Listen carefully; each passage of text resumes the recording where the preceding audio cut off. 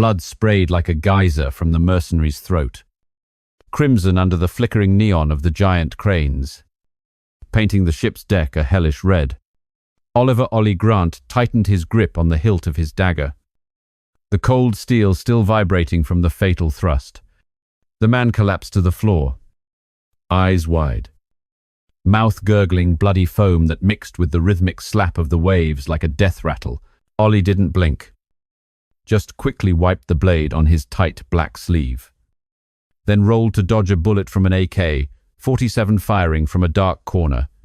The Miami port at night was no place for the weak. It was a labyrinth of rusted containers, the smell of sea salt mingling with gunpowder, and the clang of metal like the laughter of devils. Ollie, 38 years old, his body as solid as desert granite. I had short, messy brown hair under a baseball cap and grey-blue eyes filled with the invisible scars of past missions. He was once a star at the CIA, nicknamed Shadow for his ability to vanish like a ghost in the chaos of battle. But 3 years ago, during a failed assassination in Damascus, the agency abandoned him, leaving him to rot in an ISIL black site. Ollie survived on pure predatory instinct. And since then, he'd become a lone mercenary, taking jobs from nameless shadows. Today, the order came from an anonymous source, Marcus Hale, Pier 23, cargo ship, Diablo. Terminate him before dawn. Marcus Hale, the infamous head of a Mexican cartel, had turned Miami into his personal chessboard with weapons and human trafficking. He didn't just deal drugs, he dealt missiles, government secrets, turning the border into a clandestine war zone. Hale was tall, his face scarred from bloody settlements, a smirk always revealing yellowed teeth under a wine-stained white suit. He was here, on the ship carrying an illegal arms shipment from Mexico, preparing to distribute it to local gangs. Ollie had been tracking him for 3 days, sneaking through the humid streets of Little Havana, where the sound of salsa echoed with distant gunshots like a deadly symphony. He crawled low across the deck, his body melting into the shadows of containers stacked like steel tombs. His heart beat steadily, his breathing slow, the first lesson of an assassin: control. As God's word taught, be at peace, though the storm rages around you. Through a gap, Ollie saw Hale standing among his men, his voice a low growl. This shipment will bring Miami to its knees. The CIA thinks they're in control? You're all just puppets on my strings. The soldiers laughed, their guns held loosely under the purple and pink neon lights. Ollie drew the Glock 19 from his thigh holster, chambered around silently, his thumb caressing the cold trigger. 20 meters. One shot to Hale's head, and the mission was over. Justice for Emma, his sister who vanished 8 years ago on the Mexican border, likely caught in Hale's web. But then, a familiar figure crossed his line of sight: Dylan Hayes, his old comrade from training at Quantico. Dylan was lanky, with messy blonde hair and sharp brown eyes that now flashed with a cold betrayal. He wore a black suit, an earpiece in his ear, whispering into a mic. Target confirmed. Shadow, hold your position. Dylan's voice echoed in Ollie's own earpiece, making him freeze as if struck by lightning. Dylan? What are you doing here? Ollie whispered into his comms, but only got static in reply. His heart clenched. Dylan wasn't an ally, he was the one who had sold Ollie out in Damascus, trading him for a dirty cartel payday to protect national interests. The first gunshot came from behind. It wasn't Ollie's. A burst from an M4 rifle tore through the air, the first round searing past his ear. Hot as hellfire, Ollie rolled, firing back on instinct. Dropping the nearest guard with a shot to the chest, blood erupted like a fountain, staining the slick deck red. Traitor! Ollie roared, vaulting over a row of containers, his body twisting to evade Dylan's fire. There he was, on a crane, The M4 aimed straight at him, a twisted smile on his face under the neon glow. "Sorry, buddy, the board's changed. Hale is ours now." Ollie didn't stop to ask questions. He leaped onto a container, his boot slamming against the metal wall with a loud clang, then launched a spinning kick that connected with an approaching soldier's shoulder. The man went down, his gun clattering across the deck. Ollie snatched the AK, fired a short, controlled burst. Bullets chewing into the chests of two other men, the sound of impact blending with screams of pain and the crashing waves. Hale was running, disappearing into the ship's hold as his men swarmed out like a pack of hungry wolves. Ollie weaved through them, his dagger flashing under the neon lights, slicing the wrist of a man raising his gun, hot blood sprayed onto his face, salty on his lips. Mixing with the sharp tang of the sea, Dylan jumped down from the crane, and the two men faced off on the deck, slick with blood and seawater. "Why'd you do it?" "Dylan?" "Damascus." "You left me to die," Ollie snarled. His Glock aimed squarely at his old friend's forehead. Dylan scoffed, his hand tightening on the M4's trigger. "The CIA needs Hale alive. He's supplying weapons for our operations against China. You were just collateral damage." "Shadow," the confession cut into Ollie like a knife, awakening the old pain. "Emma. Lost, likely because of Hale. And now the CIA was covering for him." He pulled the trigger, but Dylan rolled, firing back. The bullet tore into Ollie's shoulder, a searing pain like a hot poker, blood soaking his black shirt. Ollie gritted his teeth and charged, slamming the butt of his pistol into Dylan's jaw. He staggered, but managed to land a punch to Ollie's gut, forcing him to his knees. They grappled, hand to hand, on the swaying deck. Ollie locked his muscular arm around Dylan's neck, whispering, "You're going to pay for this." But the ship's horn blared. Hale had started the engines. The vessel began to glide out to sea, the waves crashing against the hull like the sound of God's judgment. Ollie let go of Dylan, vaulted over the railing, and plunged into the dark water below. The cold seeped into his bones, but he swam against the current, grabbing onto a floating lifebuoy, his eyes fixed on the ship as it vanished into the fog. Onshore, Ollie dragged himself onto the damp sand, his shoulder bleeding, his hand fumbling for the USB drive hidden in his boot, a piece of intel he'd lifted from the first Merc.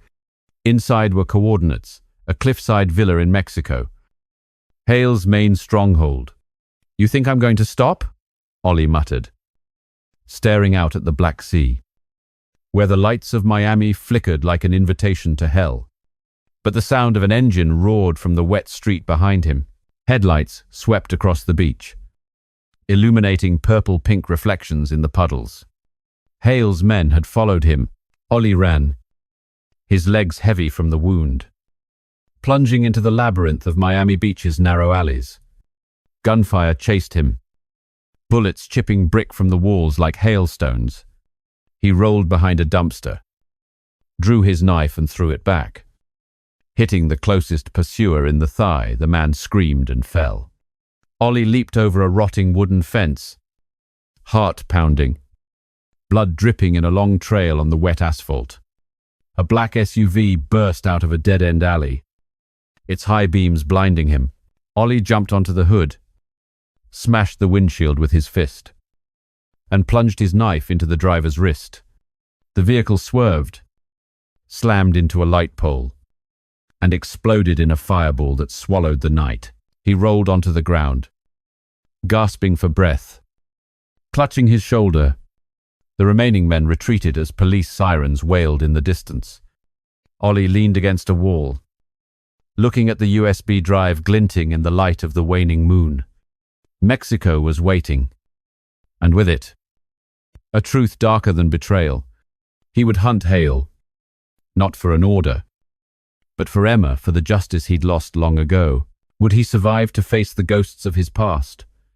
The glaring sun cut through the tattered blinds, stabbing Oliver Ollie Grant in the eyes like a sharp blade from hell, waking him from a delirious sleep filled with blood and betrayal. He shot up in the dingy motel bed on the outskirts of Miami, his right hand instinctively going to his left shoulder, where Dylan Hayes' bullet had torn through his flesh, now dried into a rough, dark scab. Every movement sent a sharp pain radiating through him like a wildfire. This motel was a haven for wandering ghosts. The walls were stained yellow from the sea air. The smell of mustiness and old cigarette smoke hung heavy, and the distant rumble of trucks was a constant reminder that the world never slept. Even if he wanted to sink into oblivion, Ollie sat up, his head spinning with the image of Dylan on the ship's deck, that twisted smile. The cold confession. The CIA needs Hale alive. He gritted his teeth and pulled the cracked mirror hanging on the wall closer. The wound was deep, but thankfully it had only grazed the bone, missing the artery. Ollie grabbed the first aid kit from his backpack, stark white gauze, a bottle of potent antiseptic, and a few black market painkillers from Little Havana. The alcohol hissed as it hit his raw flesh like meat on a hot grill. The pain so intense he had to bury his face in the thin pillow, sweat pouring down his face like desert rain. "You survived." "Shadow," he muttered to himself, his voice hoarse over the sound of the trucks outside. 3 years ago in Damascus, he had survived torture whips on his back, the savage laughter of ISIL in a dark cellar, but the betrayal from Dylan, the brother with whom he'd shared cold beers and training secrets at Quantico, hurt more than any bullet. It was a fracture in his soul, where the justice he once believed in now lay in ruins. Once he was done, Ollie sat at the worn wooden desk in front of a beat-up laptop, his fingers flying across the dusty keyboard. The screen lit up with the dark interface of the CIA's internal system. He'd hacked into it long ago, a back door he'd intentionally left during his time as an agent, a final thread connecting him to his past. Search. Marcus Hale. Files flooded the screen like a torrent. Classified intel reports, blurry satellite photos, and emails encrypted with military-grade algorithms. Hale wasn't just a drug lord. He was the hub of a global arms trafficking network, supplying rifles, grenades, and even guided missiles to terrorist groups from Mexico to the Middle East. And the CIA? They knew everything. An email from Dylan's superior read, "Keep Hale alive. He is an asset for operations against China. Shadow is a liability. Eliminate if necessary." Model. Ollie's heart pounded, not with blind rage, but with the cold, hard truth hitting him like a punch to the gut. He was just a pawn in a geopolitical game. The organization he'd sworn loyalty to had now made him the enemy, all to cover for Hale, the man who likely killed Emma, his sister, who went missing 8 years ago on the Mexico border.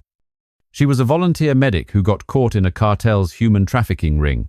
Ollie erased his hacking trail and snapped the laptop shut with a dry click, his eyes fixed on the trucks kicking up yellow dust outside the window.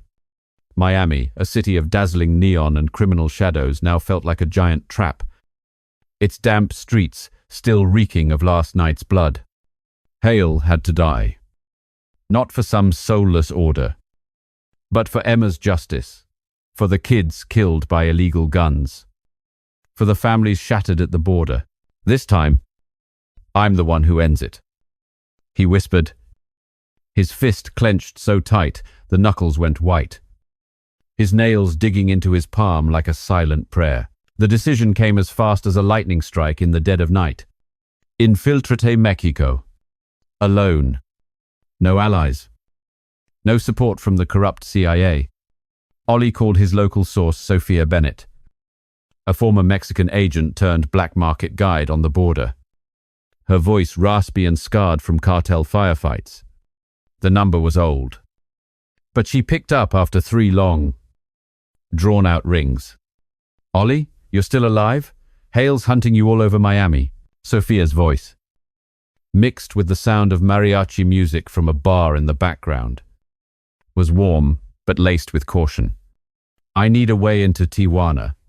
Quiet. No trace. She let out a dry laugh over the phone. The clink of a tequila glass in the background. $20,000. And you owe me your life. Meet me at the I-95 gas station. 1 hour. Don't be late. Shadow the Lord teaches that time is a gift. Don't waste it in the darkness. Ollie hung up, packing his gear with swift efficiency, a Glock 19. A razor-sharp dagger, the USB with Hale's villa coordinates, and a few small grenades concealed in his worn-out leather jacket. He drove the beat-up rental onto Interstate 95, the Miami sea breeze whipping through his tangled hair, carrying the stench of salt and a throbbing pain in his shoulder that flared with every bump in the road. Adrenaline masked the ache, but thoughts of Emma crept in, 18 years old with a radiant smile. Gone after her last letter. Big brother. The border needs me. The gas station emerged in the pale yellow afternoon light, a few solitary trucks parked around. The smell of gasoline mingling with barbecue smoke from a roadside stand. Sophia was waiting, her slender frame wrapped in an old leather jacket, her black hair pulled back in a ponytail, her sharp brown eyes scanning the surroundings like a she-wolf on guard. She was 35, with a scar running across her cheek from a cartel shootout last year. But her smile was still warm when she saw Ollie. "You look like living hell," she said, giving him a quick, firm hug that smelled of leather and cigarettes. Hale has eyes everywhere. "My route is secure, but you'll have to drive a truck." Disguised as a smuggler, they exchanged the thick envelope of cash, and Sophia shoved the keys to a small truck into Ollie's hand, along with crisp, laser-printed fake documents. "Follow the signs for Mexico in Tijuana. Avoid the main highway. And remember, if you get caught, you don't know me." Ollie nodded, a rare feeling of trust cutting through him like a sunbeam through dark clouds. Sophia had saved his life once before on the border when he was about to die of thirst in the desert after Damascus. He started the engine, which roared to life like a caged beast, and pulled into the southbound traffic. The highway stretched out endlessly, the afternoon sun staining the glossy asphalt blood red. The radio was reporting on the explosion at the Miami port, the aftermath of last night, running with the headline, "Unknown assailant vanishes in smoke and fire." Ollie gave a slight smirk, his hands tightening on the steering wheel. "They won't find me. Not this time." But then, a blinding glare flashed in his rearview mirror. A black SUV, its windows tinted like the gates of hell, was rocketing up from behind, only a few dozen yards back. Ollie's heart seized up like a snapped wire. "Sophia!" "They're on me!" he yelled into the radio. But all he got back was static and the rush of wind. The SUV gunned its engine, pulling up on his right with a guttural roar as the window slid down. The barrel of a machine gun gleamed in the golden sunlight. Bullets ripped through the air, slamming into the truck's cargo bed with a high-pitched metallic scream as the rear window exploded into a shower of glass. Ollie floored the accelerator. The truck shook violently as he swerved into the next lane, dodging a panicked civilian car that scrambled for the shoulder.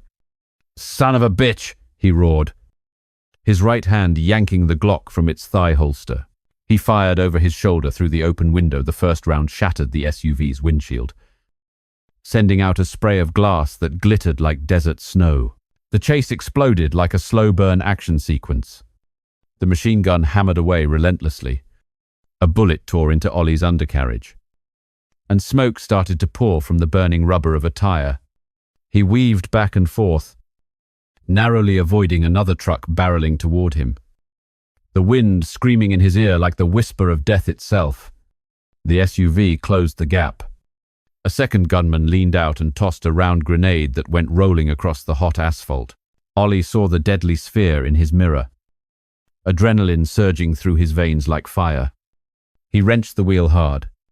The truck slid sideways across the pavement, its tires shrieking a sound that was drowned out by the frantic pounding of his own heart.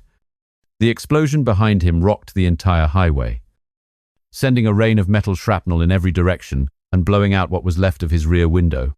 Ollie didn't stop. He fired again. His third shot hit the SUV's tire, making the vehicle swerve wildly. But it stayed on his tail like a ghost. "You want to play? Let's play!" He pulled a small grenade from his jacket pocket and tossed it. The bomb rolled right under the enemy's wheels. And a second, much larger explosion erupted. The SUV was thrown into the air like a child's toy, flipping over into a ditch on the side of the road before being consumed by a ball of red-hot fire. Ollie gasped for air, his hands trembling on the sweat-slick steering wheel. Blood was now seeping from his shoulder, staining the sleeve of his light grey shirt a deep red. The truck sped south, the sign for the Mexican border appearing like a hazy mirage against the blood-red sunset. But through the searing pain in his shoulder, an image of Emma flashed in his mind, her smile from 8 years ago, and the promise he'd failed to keep, to protect her from the darkness of the border. This was just the beginning, and Tijuana was waiting with darker secrets, where revenge would merge with justice or with hell. The Mexican border appeared under a sunset as red as fresh blood, its barbed wire fences snaking like venomous serpents across the dry, yellow sand of the desert. Ollie Grant slowed the truck, its engine sputtering weakly after the insane chase on I-95. Smoke still curled from the tires, mingling with the desert dust that drifted in through the shattered window. His shoulder throbbed beneath a hastily applied bandage, tiny drops of blood still seeping out to stain his light grey sleeve. Ollie checked his rearview mirror one last time. His heart was still pounding like a war drum. But there was no sign of the burning SUV, just the shimmering horizon under the rising heat and a peeling sign for Tijuana, 5 kilometers. This border town was a gateway to hell in disguise, its dusty streets a cover for cartel executions beneath a vibrant tourist facade. A place where the sound of cumbia music blended with late-night gunshots that popped like deadly fireworks. Ollie parked the truck in a dirt lot off the main road, where a convoy of smugglers was gathered like a pack of wild animals in the Sonoran desert.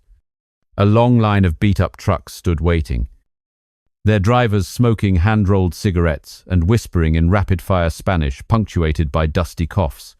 He climbed out, his leather jacket hiding his wounded shoulder, a baseball cap pulled low to cover the scarred side of his face from Damascus, his steely blue-grey eyes scanning the area like a blade.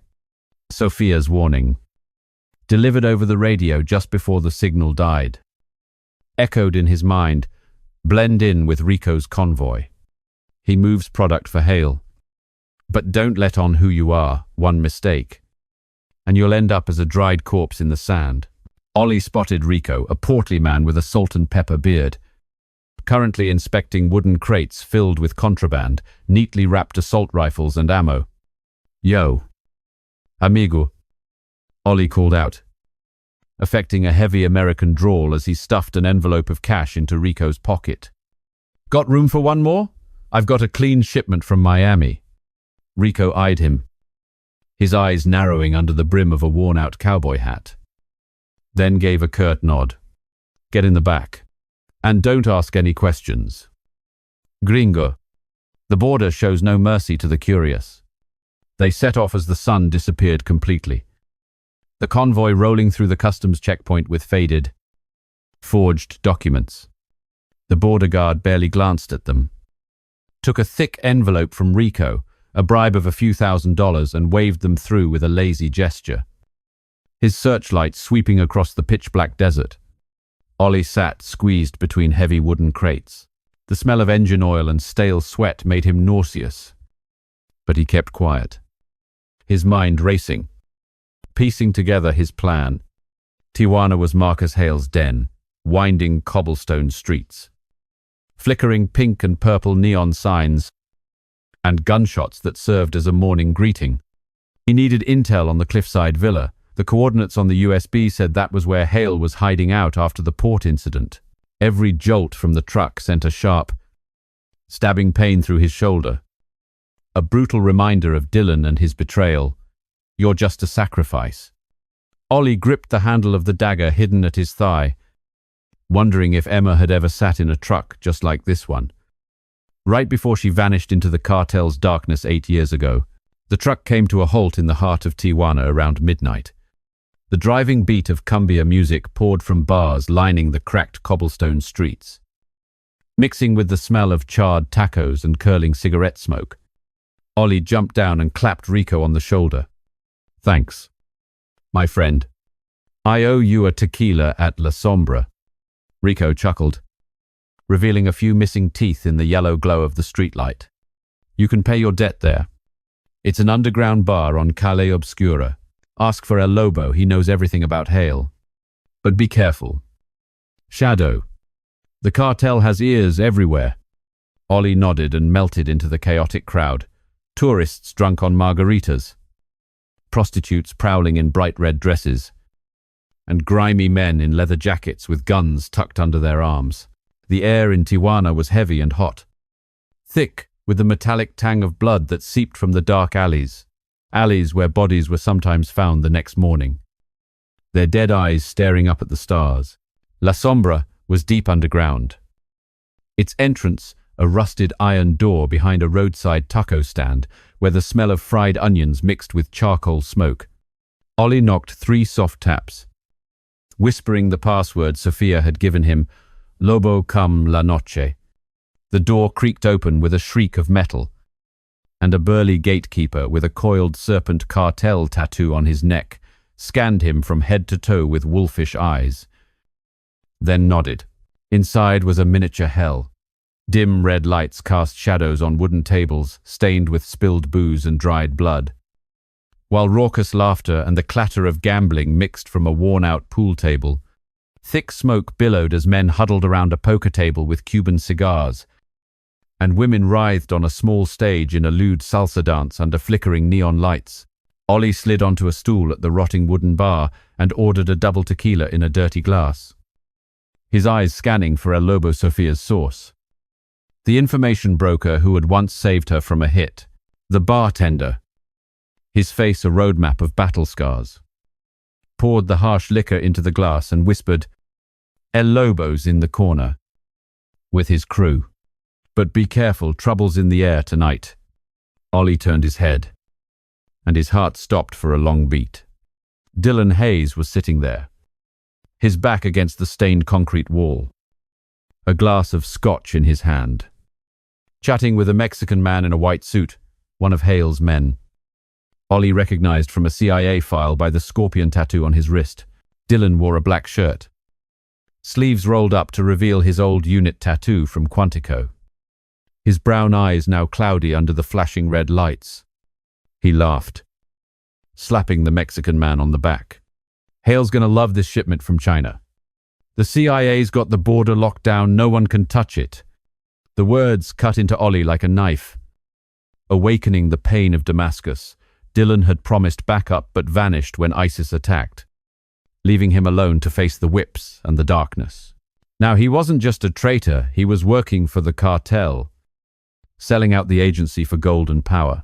Ollie gripped the tequila glass, the heavy-duty glass creaking under his tightening fingers, rage rising hot as the liquor in his throat. He thought of Emma, her last letter. Ollie. The border is beautiful, but dangerous. Pray for me. Did God listen? Ollie stood, his tall frame moving through the crowd like a ghost, his shoulder aching but the adrenaline masking it. Dylan turned his head, his face paling in recognition. Ollie? No way.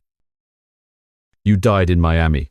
He shot to his feet, hand fumbling for the gun hidden under his shirt. But Ollie was faster. He lunged forward, grabbed Dylan by the collar, and drove his fist into his jaw with a sickening crack of bone. Dylan staggered back into the pool table, sending balls scattering across the booze-sticky wooden floor. The bar went silent for a second, then exploded like a bomb.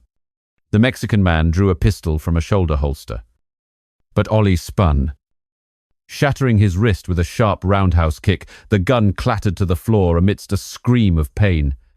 Dylan sprang up, lunging at Ollie with a professional punch from his Quantico days.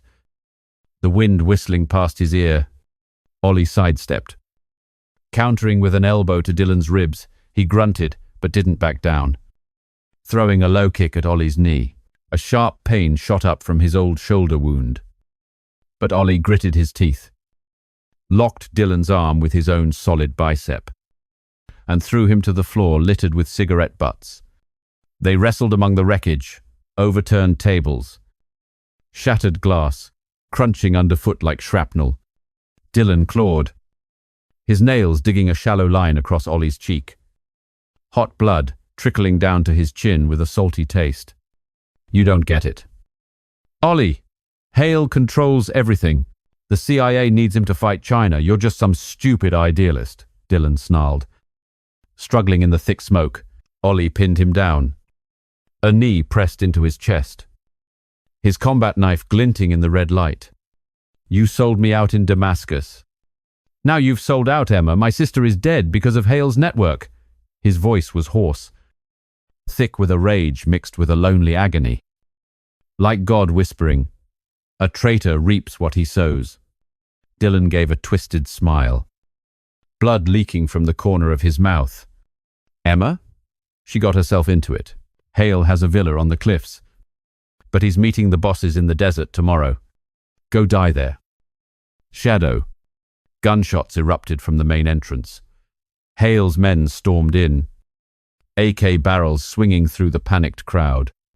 Ollie let go of Dylan and rolled away just as the first bullet slammed into the floor inches from his face, sending splinters flying. He leaped onto the bar, kicking a full tequila bottle into the nearest man's face. Glass shattered, liquor splashing like acid rain. Dylan took the opportunity, scrambling to his feet and bolting for the back door, disappearing into the darkness. Ollie gave chase, but a massive guy blocked his path, swinging a machete that gleamed under the flashing neon. Ollie dodged, the blade slicing a long gash through his jacket, letting in the cold desert air. He countered, punching the man's throat with a dull thud. He choked, and Ollie followed up with a spinning kick that broke his knife hand, sending hot blood spraying. Ollie burst into the pitch-black alley behind the bar, gunshots echoing behind him between the graffiti-covered walls. He zigzagged through rotting trash cans, vaulted over a low iron fence, his heart pounding along with the fading cumbia music.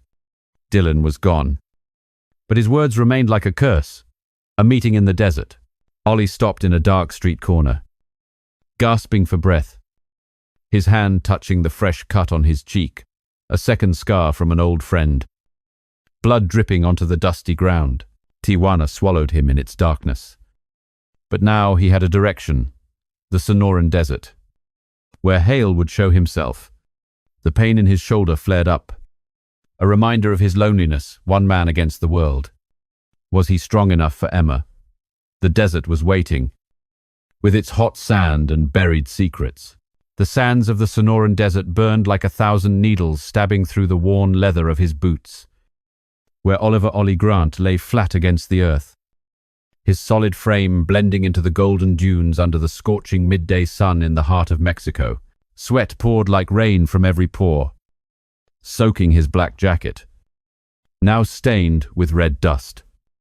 And dripping onto the homemade mine, he was carefully planting a detonation cord wrapped around small bombs bought on the Tijuana black market, connected to a trigger hidden in his worn-out backpack. Every grain of sand stuck to the cut on his cheek from the fight at La Sombra, a reminder of Dylan Hayes and his whisper, Hale's meeting in the desert tomorrow. A convoy from Tijuana. Ollie had driven all night through dusty roads after escaping the bar, stealing a beat-up off-road vehicle from an abandoned farm on the outskirts of Tijuana. And now he lay in ambush 2 kilometers from the meeting point, a clearing among jagged rocks where the wind howled like a hungry wolf in the blistering air. The Sonoran Desert was as vast and cruel as God's curse. The horizon shimmered under a rippling heat haze, and clusters of cacti stood like desiccated corpses under a brilliant yellow sun, with not a single cloud to shield him from the hellish furnace above. Ollie double-checked the detonation cord one last time, a simple system he'd rigged from frayed wires, and see 4 explosives sourced by Sophia. 4 mines buried just under a thin layer of sand, ready to tear the wheels off Hale's convoy. His shoulder still ached from the Miami bullet wound, now joined by the bleeding gash on his cheek. But the pain was a familiar companion, fueling the adrenaline coursing through his veins. Hale would be coming here with a convoy of weapons, the biggest shipment from Mexico to the US. According to Dylan, enough guided missiles to turn the border into a fiery battlefield. Ollie was going to bury him in the sand, not for the CIA, but for Emma, his sister, who had disappeared 8 years ago, likely trafficked by Hale right on this border. For Emma, he whispered, his fingers stroking the handle of the combat knife hidden at his thigh. Its cold steel reflecting the blinding sun, the hours passed as slowly as sand falling in a giant hourglass. The sun burning his skin dark, his throat as dry as scraping sandpaper. Ollie took the last sip of water from the flask hidden in his pack, the salty taste of sweat mixing in. But he didn't waver. Thoughts of Emma kept him sharp, the girl with long brown hair. Her bright smile in the last photo she sent from the border before she vanished. Had she ever seen this desert? Prayed to God amidst the dust and guns? Suddenly, a cloud of dust rose on the distant horizon like a sandstorm heralding death. The convoy appeared, 3 armored trucks in the lead, followed by SUVs filled with mercenaries, their engines roaring over the wind's howl through the cacti. Hale sat in the middle vehicle, a tall figure with a cowboy hat shadowing his scarred face, his white suit now covered in red dust. A Cuban cigar in his hand, puffing out clouds of white smoke. Ollie's heart pounded, not with trembling fear, but with the sharp focus of a whetted blade. He waited for the convoy to roll over the first mine's position. The lead wheel pressed the sensor, but it didn't detonate immediately. Just a slight tremor under the sand. Easy, he told himself, his finger tightening on the small detonator in his pack. Sweat dripping onto the button. The second vehicle passed, kicking up a blinding cloud of dust. Then came Hale's vehicle. Ollie pressed the button without hesitation. The first explosion ripped through the desert silence like a thunderclap, sending sand erupting skyward and tearing the undercarriage of the lead truck into a spray of shrapnel. A brilliant red fire engulfed the cargo hold, and hot metal fragments rained down from the sky, screams echoing over the howling wind. Mercenaries leaped from their vehicles, AK-47 seconds firing wildly into the air. "Ataque, ataque!" they roared in sharp Spanish. Bullets kicking up clouds of yellow dust across the desert floor. All hell broke loose across the scorching sand. Ollie rolled out of cover, dodging a spray of bullets that chewed up the dune where he'd just been. Sand stinging his eyes like acid. He sprang up, drew the Glock 19 from his thigh holster, and fired 2 precise shots through the blinding sun. The first slammed into the nearest soldier's chest, sending him sprawling onto the sand as dark red blood spread quickly across the golden ground. The second shattered the other man's skull, sending a spray of white matter and dust into the air. "Next!" Ollie roared, sprinting toward the remaining convoy, his body weaving between knife-sharp rocks. A massive mercenary, his face covered in a coiled snake, Cartel tattoo, charged at him with a machete gleaming in the searing heat. Ollie dodged to the side as the blade sliced a shallow, burning gash across his arm, fresh blood dripping onto the sand. He countered instantly with a low kick to the man's knee. A dry crack of bone echoed as he collapsed into a patch of cacti. Ollie plunged his dagger into the man's throat, and blood gushed like a hot spring, spraying his face with the salty taste of sweat and iron. The convoy was pure chaos. Tires squealed on the burning sand. The constant crack of gunfire drowned out the desert wind, and black smoke billowed into the blue sky from a burning vehicle. Ollie slipped past an overturned SUV, his body ducking a bullet from a machine gun mounted on the truck behind it. The hot wind whistling past his ear.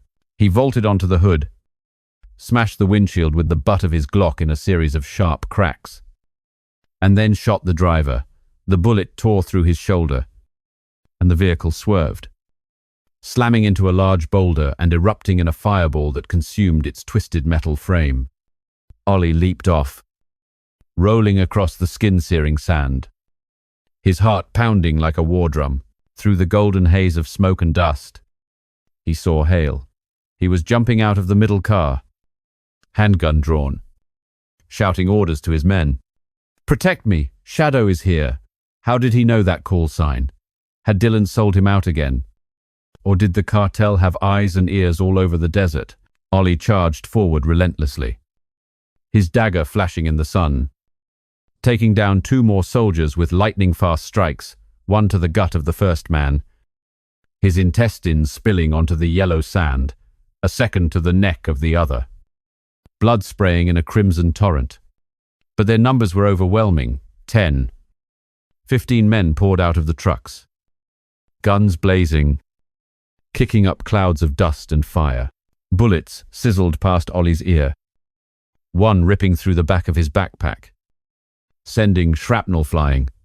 He rolled behind a large rock, gasping for breath, sweat and blood dripping in long streaks onto the sand. Almost there, he thought, his eyes locked on Hale, who was now running for the last vehicle. Only 30 meters away, his white vest caked in red dust. Ollie laid down covering fire, dropping 2 soldiers blocking the path, then burst out into the burning open desert. Vicious close-quarters combat exploded under the scorching sun. A man rushed him with a crude battle axe. Ollie dodged, the axe head sinking into the sand with a thud, and countered with a hook kick to the man's jaw. Teeth and blood went flying. As he fell, Ollie drove his blade through his chest, feeling the dry scrape of the knife against ribs. His hands were slick with blood. But he didn't stop.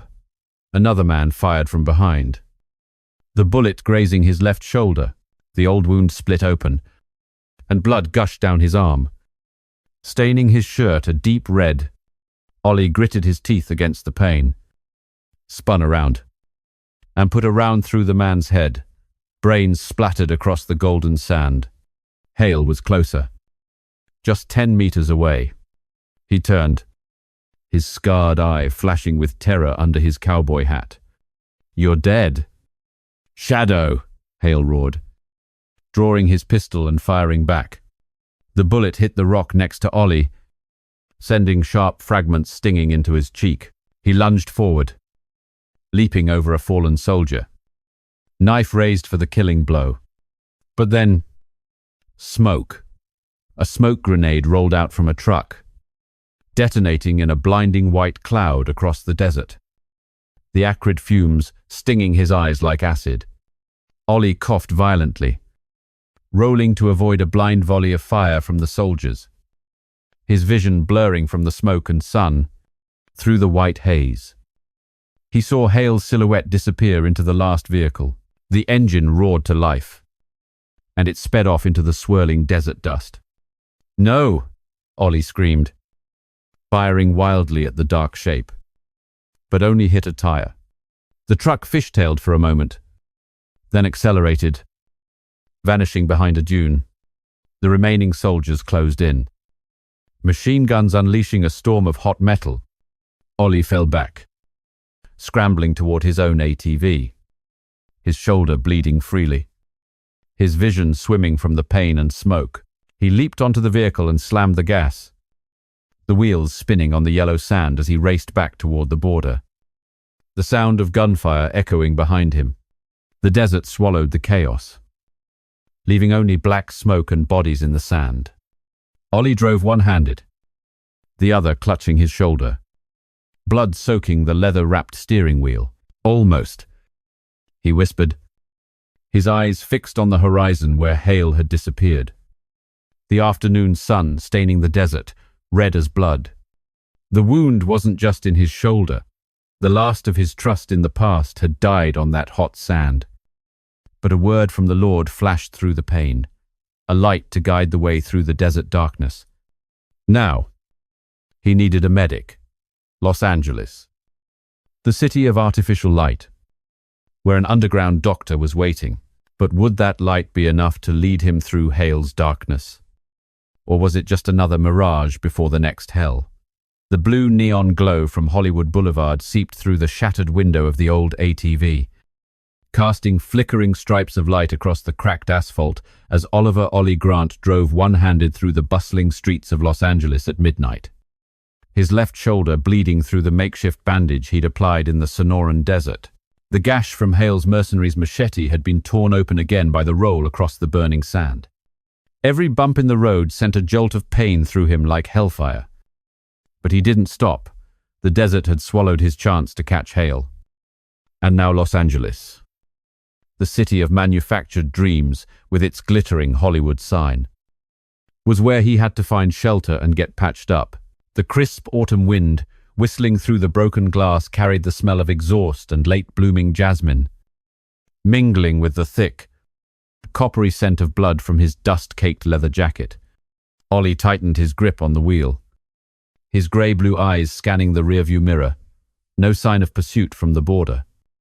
But he knew the cartel had eyes everywhere.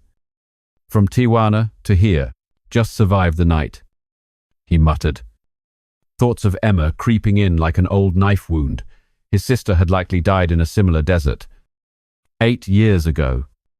Caught in Hale's human trafficking ring, he parked in a dark alley behind Tinseltown, where giant action movie posters hung under the jaundiced glow of streetlights, and limped toward St.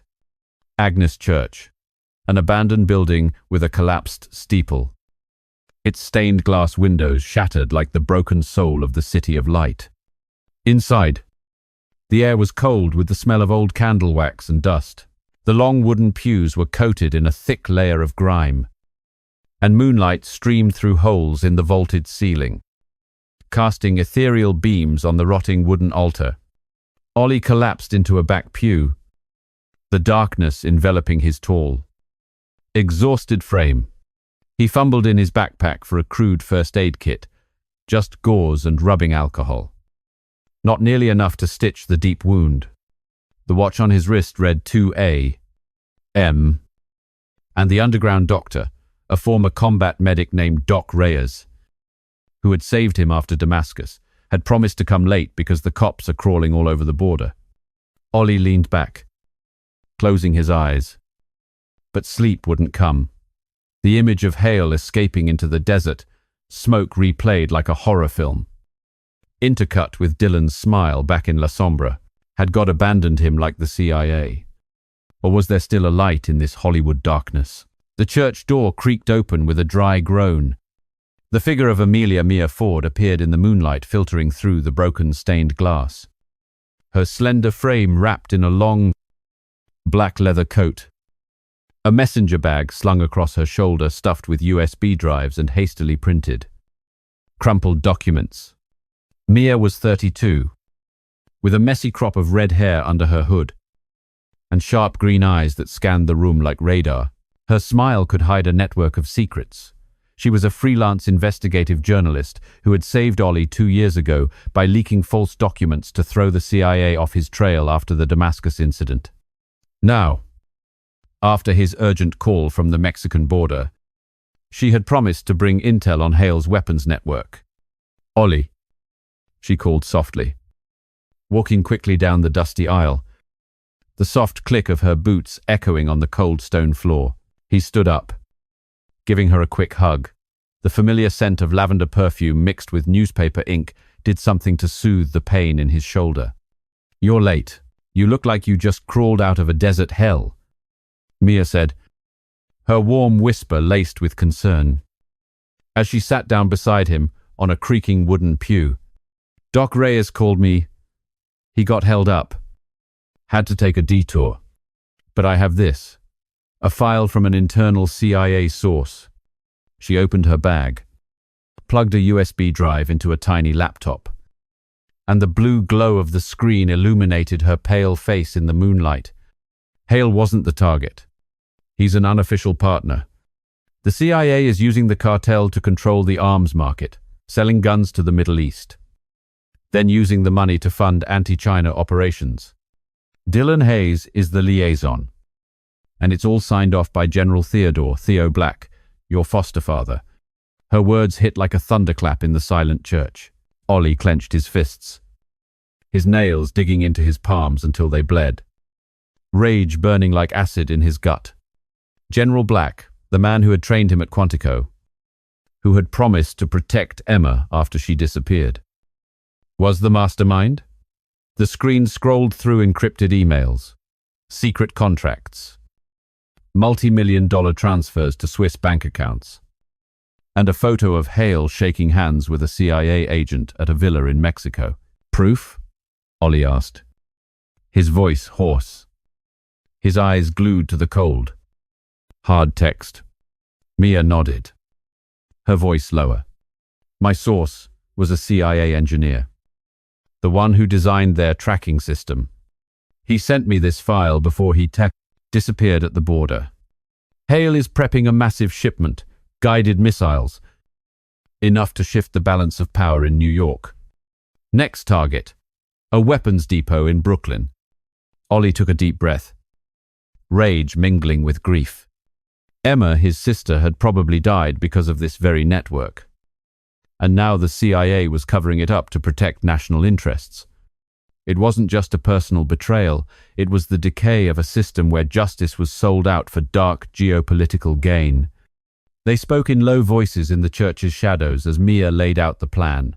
Ollie would hack the armory in New York and destroy the shipment before it reached Hale. I'll provide remote support through my network of sources, she said, her eyes glinting with determination in the dim moonlight. Ollie nodded, for the first time in months not feeling completely alone. Mia was like a torch in the darkness of Hollywood, reminding him of the scripture. A cord of two strands is stronger than one. But then, footsteps light, professional, like a ghost's, echoed from the side entrance, cutting through the sound of the wind whistling through the ruined dome. Ollie spun around, his hand drawing the Glock 19 from its hip holster. But he was a second too late. The main doors burst open with a splintering crash, and three dark figures charged in like demons from hell, professional assassins, clad in tight black gear that covered their faces, their suppressed pistols gleaming silver in the moonlight. Get down, Ollie yelled, shoving Mia behind a long wooden pew. The first bullet slammed into the wood just inches from his face, sending splinters flying like shrapnel. Chaos erupted in the sacred silence of the sanctuary. The times of the suppressors like the whispers of death. Ollie rolled to the side, returning fire. His first shot caught the nearest assassin in the shoulder, and the man hit the stone floor with a heavy thud, his weapon clattering away. But the other two were faster. One vaulted over the decaying wooden altar, lunging at Mia with a crescent-bladed dagger that glinted in the moonlight. She screamed, scrambling back, her hand fumbling in her backpack for the small pistol hidden inside. Ollie sprinted down the center aisle, his muscular frame twisting to dodge a volley of suppressed rounds that tore through the air as the cold wind from the open doors whipped at his face. The second assassin blocked Ollie's path, swinging a dagger with the fluid grace of a swordsman under the shattered stained glass window. The steel blade flashing in the moonlight, the blade sliced across his arm, opening a deep, long gash, and hot blood streamed down, soaking his leather jacket red. Ollie gritted his teeth against the pain from his old desert wound and countered with a punch straight to the man's throat. The impact met with a sickening gasp. The assassin staggered but managed to land a low kick to Ollie's knee, and searing pain shot up his leg like fire. He dropped to one knee, his vision blurring for a second. But he shot back up, locking the man's arm with his own powerful one and slamming him down onto the cold stone floor. Ollie's dagger plunged into his chest. Blood sprayed out, staining the decaying wooden cross on the wall as the man's groan died in his throat. Mia. Run, he roared. But she was struggling with the first one he'd recovered from the shoulder wound and had her in a chokehold with a brawny, muscle-corded arm. Ollie launched himself forward like a panther, vaulting over the creaking wooden altar and slamming his feet into the assassin's back. All three of them crashed to the cold floor, their ragged breaths mingling with the sound of splintering wood. They wrestled hand to hand amidst the wreckage. The assassin was bigger, his massive fists landing heavy blows on Ollie's face. Stars exploded in his vision, and the salty taste of blood filled his mouth. Ollie dodged a second punch and drove his elbow into the man's side with a sharp crack of ribs, the pain radiating out like a wave. Mia seized the opportunity, pulling a small knife from her backpack and plunging it into his thigh. He roared like a wild animal, releasing his grip on her, but spun around and backhanded her so hard her head cracked against the stone wall. Blood trickled from her forehead, dripping onto the floor. A furious rage consumed Ollie, and he charged in like a storm, a hook kick shattering the man's jaw and sending teeth and blood flying. Then he hammered punch after punch into his face, jaw, nose, eyes, each blow landing like a sledgehammer on rotten wood. Blood sprayed in the moonlight, but the man was still fighting back, his nails digging burning tracks into Ollie's neck. They tumbled out onto the church balcony, an escape route leading to the roof. The cold Los Angeles night wind whistled past their ears. Below them, the ground was a dizzying drop, with cars looking like Lego toys under the distant neon glow. Ollie trapped the man's neck with his muscular thigh, squeezing with all his might. His face flushed with effort as sweat and blood dripped onto the rusty iron railing. For Emma, he whispered through the pain, and twisted sharply. The snap of the man's neck was as dry and final as a breaking branch in the wind. The body went limp, falling from the balcony and slamming onto the roof of a car below, its alarm blaring and piercing the sound of the wind.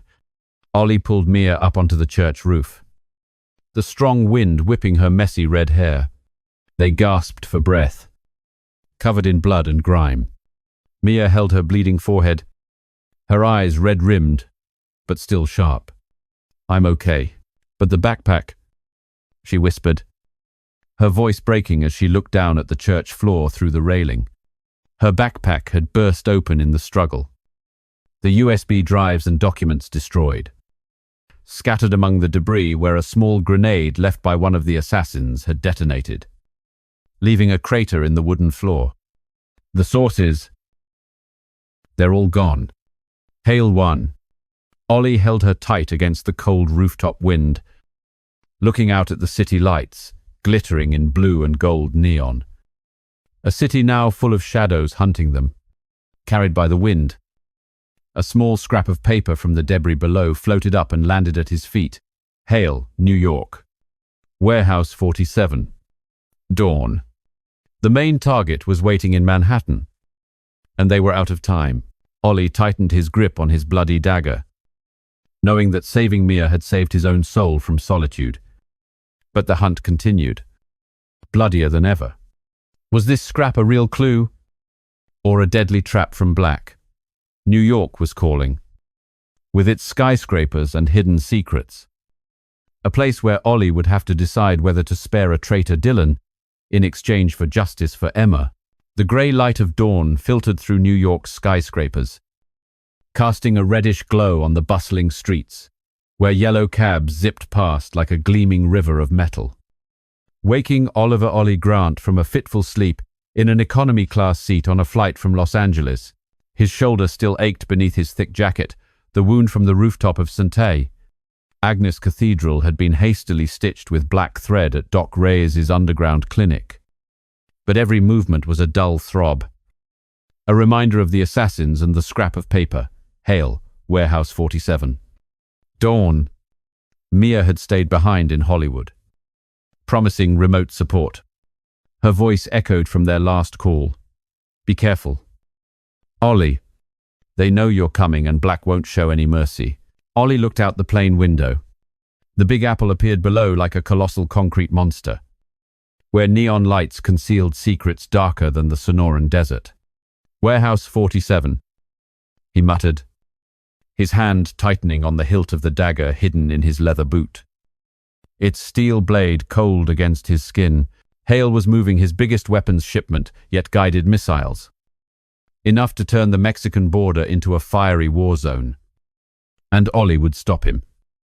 Even if he had to single-handedly fight both the cartel and a rotten CIA. The plane landed at JFK at 6 in the morning. The biting late autumn air seeped through the vest he had hastily thrown on, carrying the scent of coffee from a roadside Starbucks and the blare of car horns.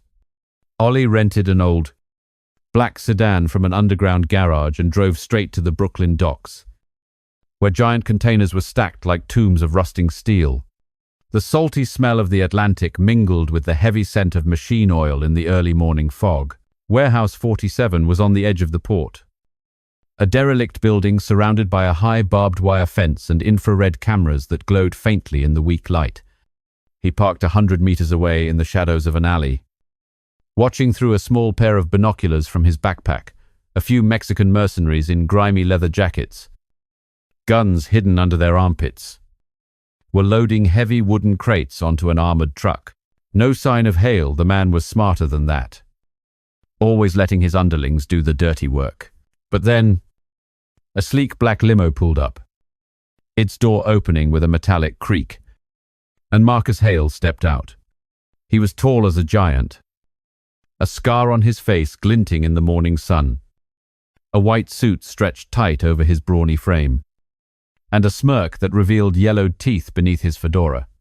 "He's here," Ollie whispered, his heart beating with the steady rhythm of a ticking bomb.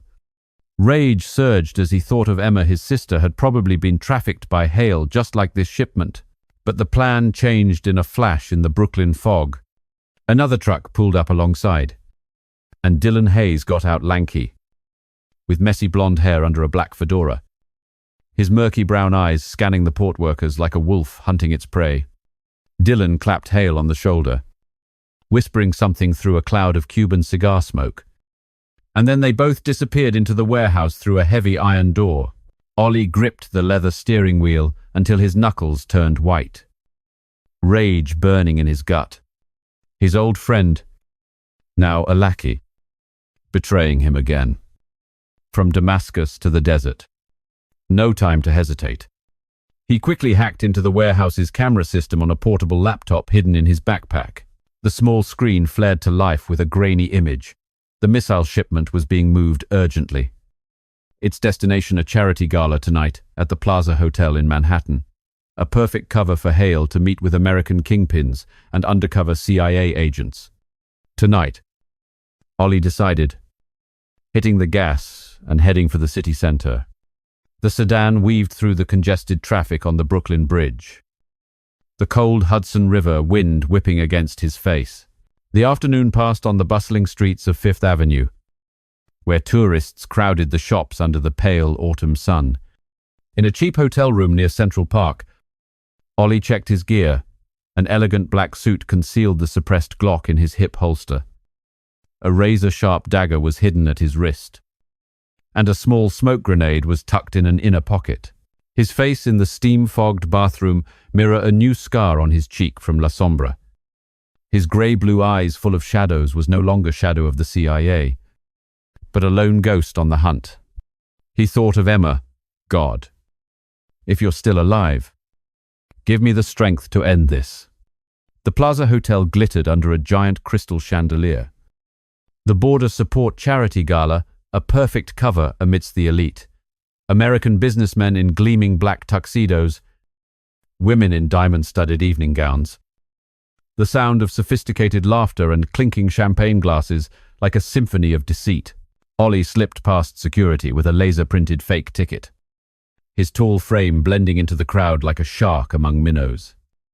The scent of expensive perfume and Cuban cigars mingling in the warm air. But beneath the glamour lay the darkness. Hale sat at a VIP table in the corner of the grand hall, surrounded by muscular bodyguards in black suits and a few CIA agents disguised as waiters. He moved closer, pretending to hold a glass of red wine, His eyes locked on Hale. The man was laughing loudly, his scarred hand caressing a cognac glass, whispering to an American in a grey suit. A face familiar from Mia's file, one of General Black's henchmen. Ollie slipped into the side corridor leading to the VIP room, his feet silent on the thick red carpet. Heart pounding, but his breath steady, a lesson from the desert. Control. Even when hell breaks loose. The VIP room door was ajar. Booming laughter and the thick smell of cigars spilling out. Ollie pushed it gently, his suppressed Glock drawn silently. The silencer gleaming, ready for a kill shot to Hale's head amidst the gold-patterned wallpaper. But inside, Dylan was standing next to him, holding a black leather briefcase full of documents, the plan for a full-scale cartel assault on the Mexican border, with the CIA's tacit support to incite a war and sell weapons to both sides. Ollie. Dylan spun around, his brown eyes widening in horror at the familiar figure slipping through the doorway. Hale sprang up like a coil, pulling a pistol from his white suit jacket. But Ollie was faster. He lunged forward, kicking the black leather briefcase, sending it skittering across the carpeted floor. His Glock aimed squarely at Dylan's forehead. You sold me out again. Dylan, from Damascus to the desert. And now this high society gala? Ollie growled, his finger trembling on the trigger with pure rage. The sweet, bloody scent of spilled cognac from Hale's broken glass filling the air. The glass corridor outside shook as bodyguards swarmed in from the main hall, their MP5s firing through the reinforced glass shards, exploded like a rain of sharp crystal. Screams from the gala, echoing faintly along with the sound of breaking glasses.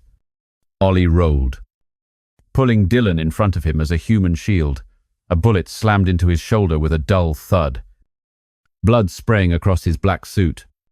Run, Ollie yelled, bolting down the long, cavernous glass corridor of the plaza, the sound of his leather shoes slapping against the polished marble floor, bullets tracing zigzagging cracks across the glass walls, overlooking a dark central park. He fired back over his shoulder. Taking down a bodyguard with a shot to the knee, the man collapsed, his gun clattering and sliding under the feet of the panicking, scattering guests. Dylan struggled, punching Ollie's wounded shoulder. Searing pain shot through him like fire, blood seeping through his suit sleeve. But he tightened his grip on his old friend's collar, dragging him through a maze of glass corridors that reflected their distorted shapes like a nightmare. The frantic chase turned the plaza's hallways into a battlefield of shattered glass. A large wall mirror reflected Ollie's image as he dove past, dodging a burst of machine gun fire, the cold Manhattan night wind whistling through the cracks. He vaulted over the railing of a spiral escalator, his body twisting to land on the floor below, rolling to avoid a bullet that ripped into the red carpet. Dylan was right behind him, and the two came face to face in the corner of a narrow, hidden corridor. Ollie. Stop! Hale will kill us both if you don't listen. This is a bigger game than you think, Dylan roared, pulling a pistol from his side holster and pointing it at his chest with a trembling hand. Ollie charged without hesitation, tackling him onto the glass-strewn carpet. They grappled hand to hand amidst the distant screams from the gala hall. Dylan's punch connected with Ollie's jaw with a crack stars exploded in his vision, the salty taste of blood filling his mouth. Ollie countered with an elbow to his ribs, hearing the sickening crack of a bone mixed with a pained groan. Blood from his shoulder wound dripped in a long trail on the marble floor. They wrestled near the edge of a massive plate glass window overlooking a dark central park, the autumn wind hissing through the cracks, carrying the scent of decaying leaves and the Hudson River. What plan? Tell me. Dylan, for Emma's sake. For everyone's sake, Ollie gritted out, pinning him with a muscular forearm, a combat knife pressed to his throat, the steel blade drawing a thin line of dark red blood. Dylan coughed, his eyes filled with a mix of desperation and regret. A full-scale attack. A shipment of missiles into Mexico next week. The CIA is using it to provoke a border war. Sell weapons to both sides. Make a fortune. Hale is Black's puppet, spare me. Man. I have the access codes to the main armory in Mexico City. The confession cut into Ollie like a knife. But he hesitated. Killing Dylan now would be as easy as pulling a trigger. But this information could save thousands of lives. Maybe even Emma's. If she was still alive somewhere in the cartel's shadows.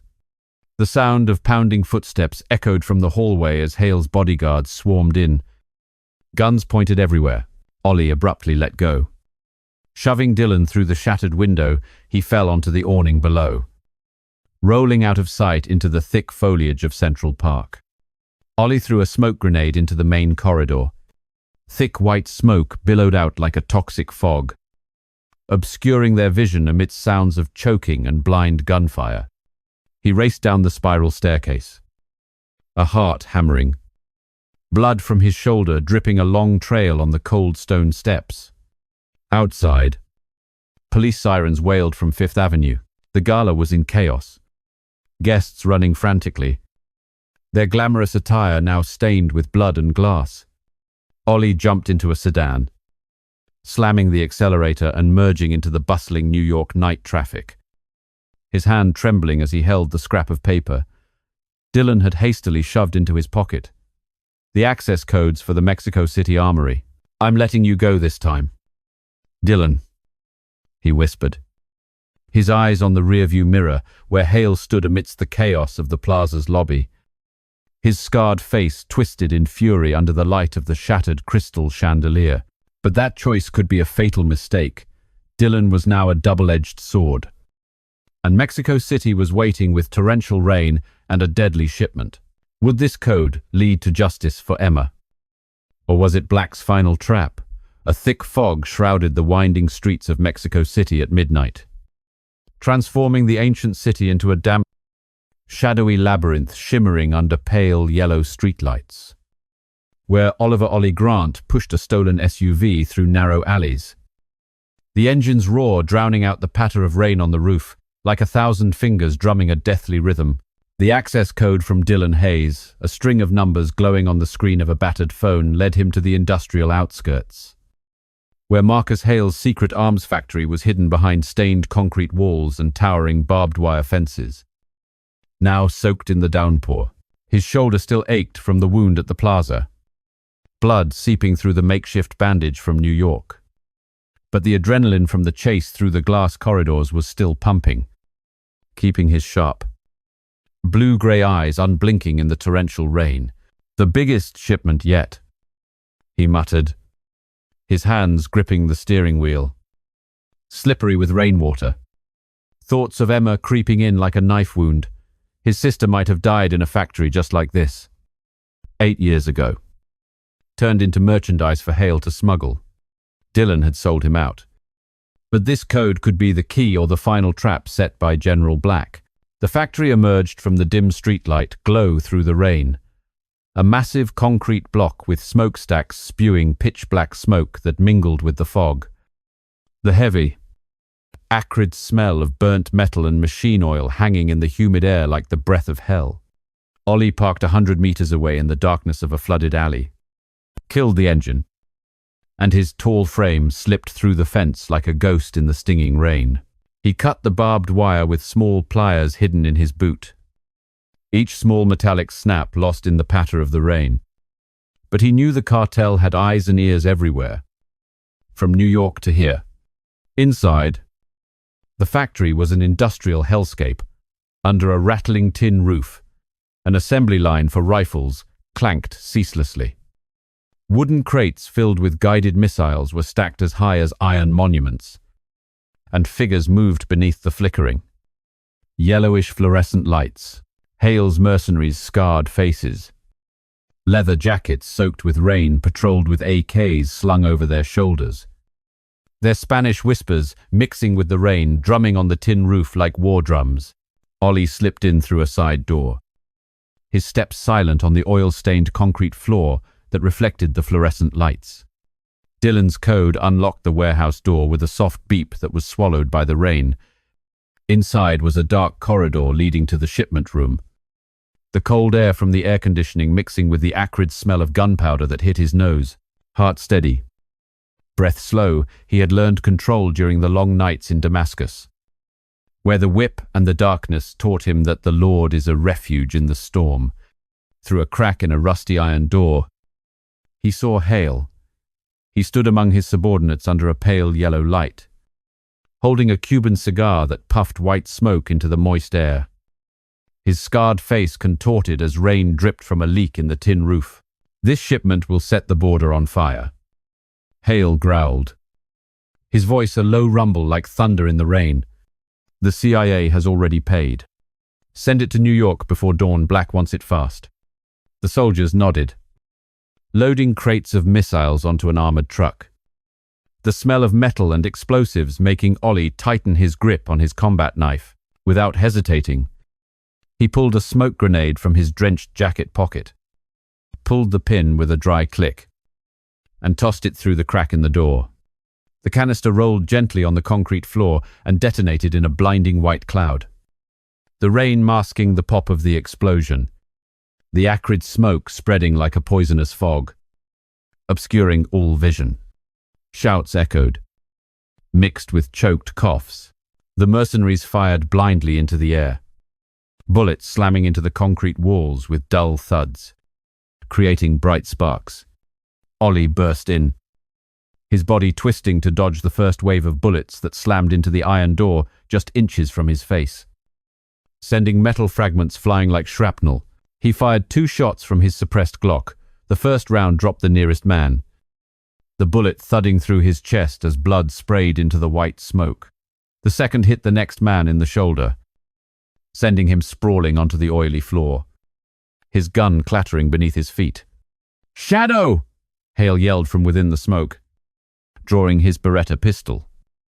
But his blurred vision caused him to fire wide, hitting a wooden crate.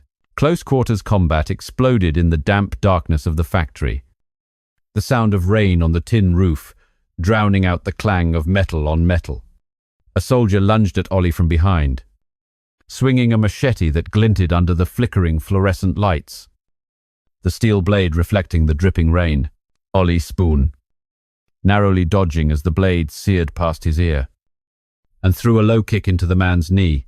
The dry crack of breaking bone echoed through the rain as he crumpled to the wet concrete floor. Ollie plunged his dagger into the man's throat, hot blood spraying onto his face, salty against the rainwater. Gunfire erupted from the other soldiers, bullets thudding into wooden crates, sending splinters flying through the dusty, misty air. Ollie rolled behind an assembly line and returned fire with 3 short bursts. 2 more men went down, their bodies falling in a heap amidst scrap metal and spilled oil, their blood mixing with the rain to form a dark red puddle. Sweat and rain dripping from the tin roof soaked his shirt, his vision blurred by acrid smoke. But he pushed forward, taking down a 4th man with a solid punch to the jaw. Teeth shattered as the man fell unconscious amid the clatter of machinery. The soldiers swarmed in like a pack of wolves in the downpour. 10, 15 of them, moving professionally through the thick smoke.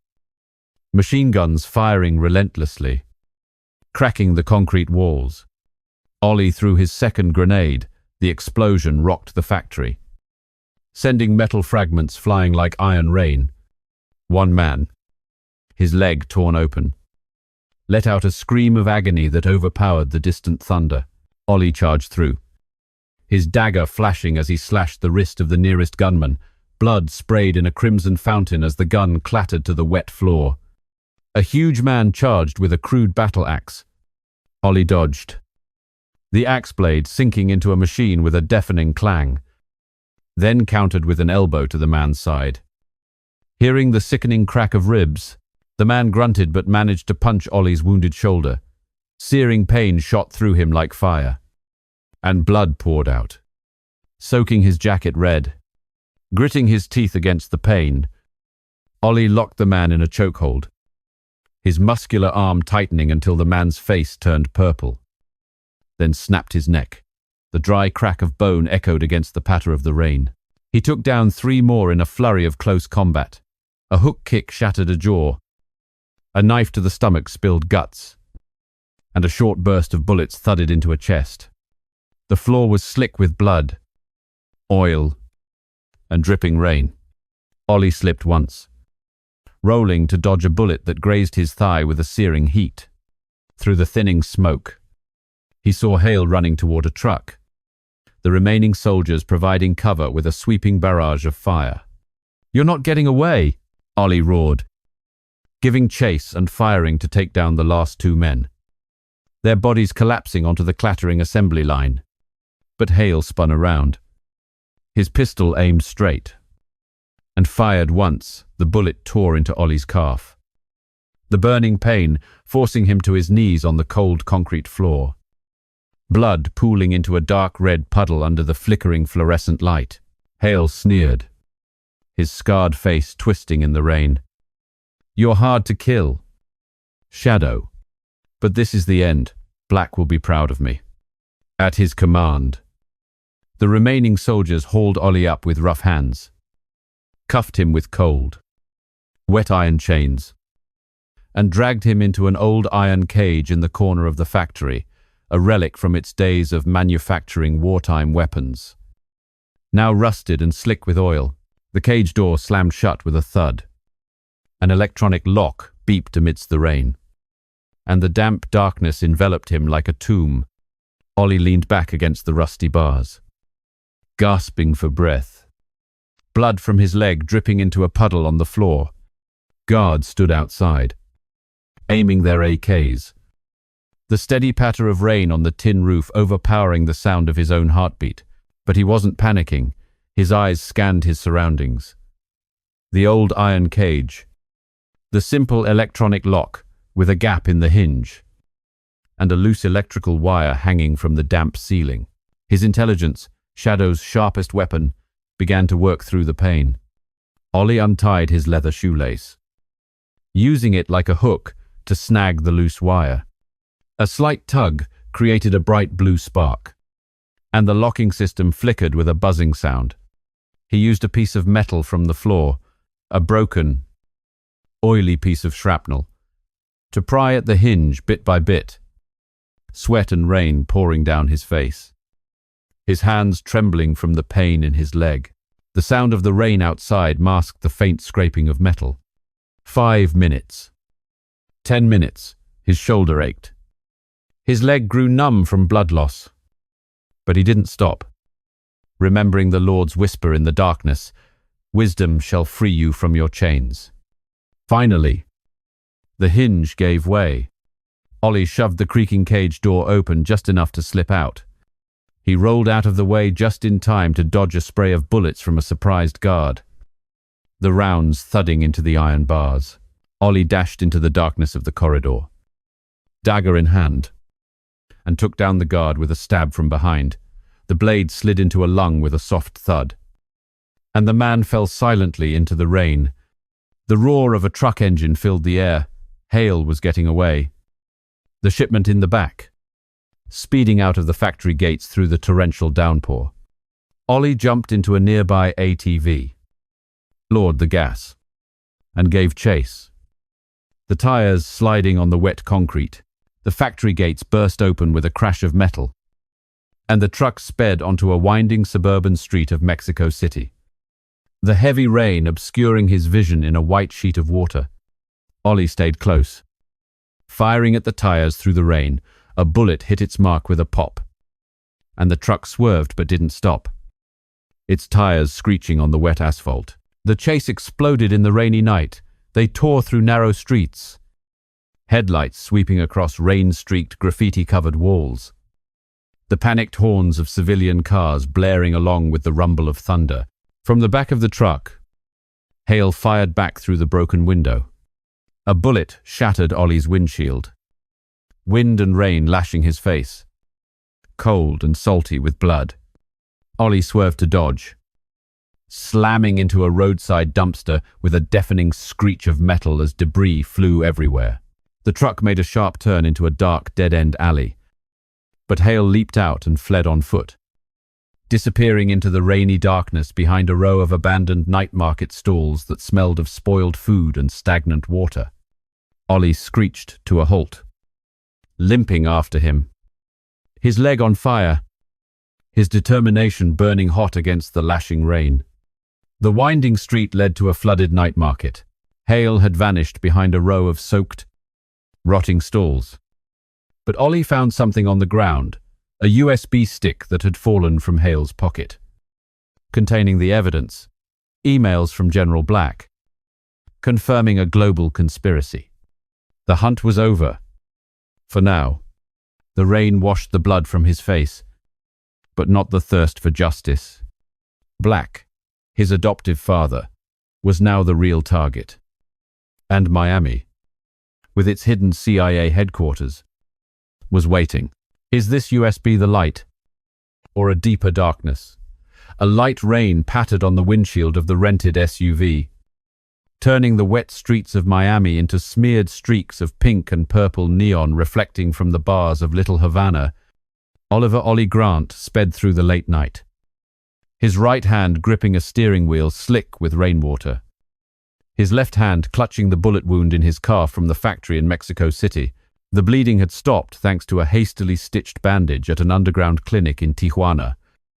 But every bump in the road sent a jolt of pain up his thigh, a reminder of the iron cage and the failed chase in the torrential rain. Hale had escaped, but the USB he'd snatched from the man's pocket now lay safe in his backpack, containing damning evidence, emails from General Theodore Theo Black, his adoptive father, confirming a plot to sell weapons to the cartel to incite a border war. They're all bought, Ollie muttered, his grey-blue eyes flashing under the yellow streetlights. Rage mixing with the pain of Emma, his sister who had disappeared 8 years ago, likely because of this very network. Mia had called from Los Angeles. I hacked the preliminary files. Meet me at the Dolphin CIA safe house. But be careful. Ollie, Black knows your back. And he won't hesitate. The safe house was located beneath a dummy office building in the Dolphin Industrial District. The entrance was through a damp underground garage that smelled of machine oil and musty concrete, mixed with rain dripping from the leaky ceiling. Ollie parked in a dark corner, his leather jacket concealing a Glock 19 and a dagger, his scarred face hidden beneath a low-pulled baseball cap. He slipped through a side door using a code from Dylan's USB. A soft beep echoed against the patter of rain as the steel door slid open with a metallic screech. Inside was a maze of stark white corridors, flickering fluorescent lights casting shadows on the cold concrete walls. The smell of stale coffee and the stressed sweat of night shift agents hung in the air like a warning. Ollie moved like a ghost, his limp silent but pronounced, his heart beating steadily. A lesson from the Sonoran Desert. Stay in control. Even if all hell is about to break loose under the guise of this office building. Mia was waiting in a secondary control room, her slender frame wrapped in a rain-dampened grey hoodie, her laptop open on an oil-stained metal table, its blue screen illuminating her pale face under the fluorescent lights. She spun around at the creak of the door, her green eyes wide with a mix of worry and determination. Ollie, I thought you were dead in Mexico City. Hale was hunting you hard. He gave her a quick hug in the dark corridor, the familiar lavender scent of her hair soothing the pain in his leg, mixing with the smell of wet rain on his leather jacket. Hale got away, but the shipments delayed thanks to the smoke and rain. Now, hack the system. This USB has the proof on Black. Mia nodded, her fingers flying across the sweat-slicked keyboard, the screen scrolling through complex code with a soft clicking sound. I'm past the first layer of security. The files are from the top. Colonel Black, your adoptive father, full of emails with Hale. They're selling weapons to spark a border war, all to get rich off. ZHers. Government contracts. Here. Look, transfers of millions of dollars from the cartel to an offshore Swiss account. And plans for Phase 2, turning Miami into a hot zone. Activating sleeper agents. Ollie's fists clenched so tight his knuckles turned white, his nails digging into his palms until they drew blood. Rage burned like acid in his gut as an encrypted email from Black appeared on the screen. Keep Hale alive. Shadow is a threat. Eliminate if necessary. Emma was a minor casualty. His sister's name flashed like a blade. 8 years ago, when she disappeared on the Mexico border. Black had promised he would find her at any cost. Now it was clear he was just covering his tracks to protect his network. The entire organization is compromised. Dylan was just a small piece. But Black, my father, he's a monster. Ollie's voice was hoarse, thick with a lonely pain, like the Lord's whisper in the dark corridor. The truth shall free you from the chains of betrayal. Mia typed a final command. Uploading the massive evidence file from the USB, a trove of data on a global conspiracy. From Mexico to China. The screen flashed, upload 80%. Done. Now we run before. The blare of the alarm was sudden and deafening. Red lights flashing like fresh blood across the sterile white corridor, drowning out the sound of rain in the garage. It's a trap, Ollie roared, drawing his Glock 19 from its side holster and pulling Mia down behind a large metal server rack as the first bullet from the doorway thudded into the wall. A blue spark flashing.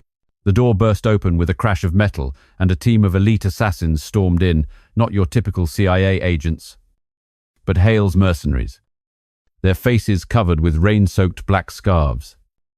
The gleaming barrels of their M4 rifles aimed steadily under the fluorescent lights.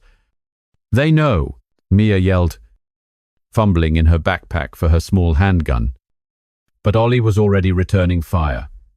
2 shots from the Glock took down the nearest assassin, the bullets thudding through his chest as he collapsed against a control console, sending a laptop rattling violently. To the garage, he yelled, bolting down the narrow hallway, his body twisting to dodge the continuous hail of M4 fire that sent chips of concrete flying like hailstones. A bullet grazed Ollie's shoulder, ripping through his tattered leather jacket as hot, fresh blood sprayed out, mingling with his sweat. Mia ran close behind. The backpack containing the evidence-filled USB, now 100% safely uploaded. But an assassin blocked her path at a corner, brandishing a gleaming, sickle-shaped dagger under the flashing red lights. Ollie spun around instantly, leaping over a crackling metal server rack and kicking the man into the concrete wall.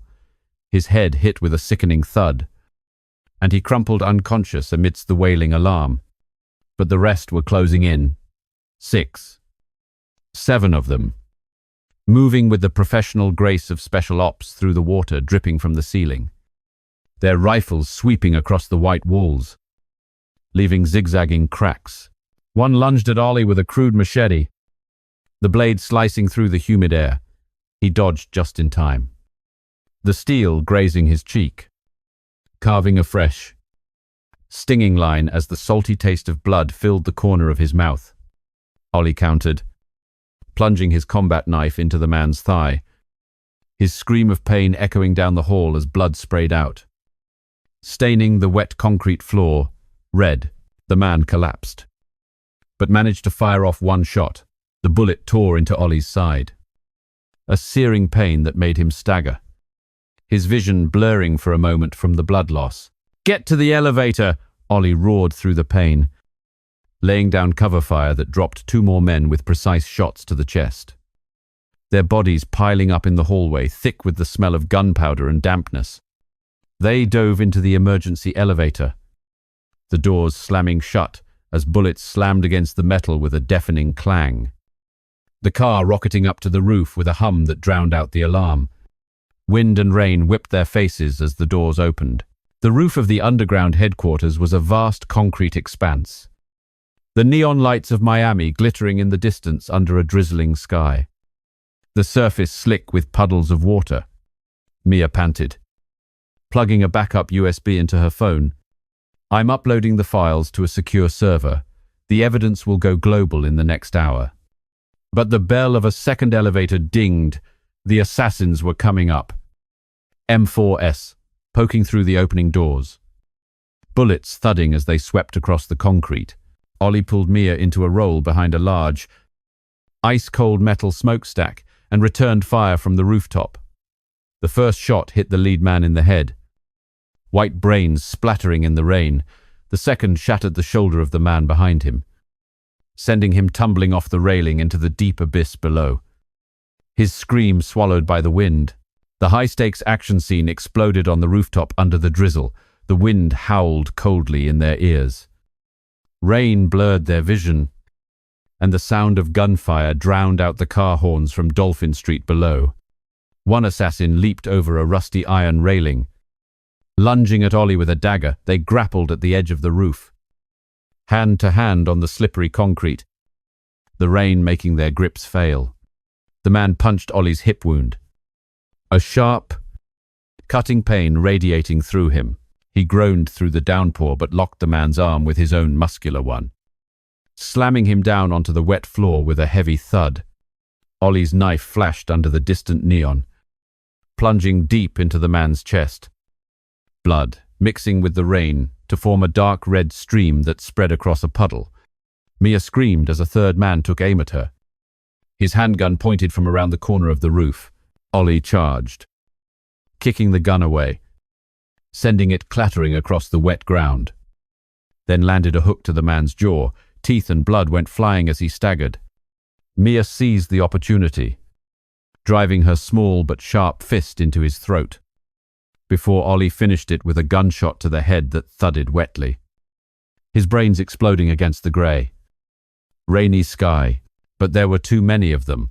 The 4 remaining men fired from different corners of the roof, bullets sweeping across like a shower of hot metal. One slammed into the concrete just inches from Ollie's face, stinging his skin with sharp debris. He pulled Mia behind a large ventilation unit and threw his last smoke grenade. The thick, white explosion mixed with the rain, obscuring their vision as acrid smoke filled their nostrils. They scrambled to the wet iron railing, leaping down onto the garage roof below with a painful thud. The wound in Ollie's side split open, blood pouring out and soaking Mia's hoodie red, his vision blurring from the pain and the rain. "Run," he whispered hoarsely, pulling her into an SUV and flooring it into the rainy Miami night. The tires screeching on the wet asphalt, the car sped through streets glowing with pink and purple neon, the sound of gunshots from the roof fading behind them, replaced by the wail of approaching police sirens.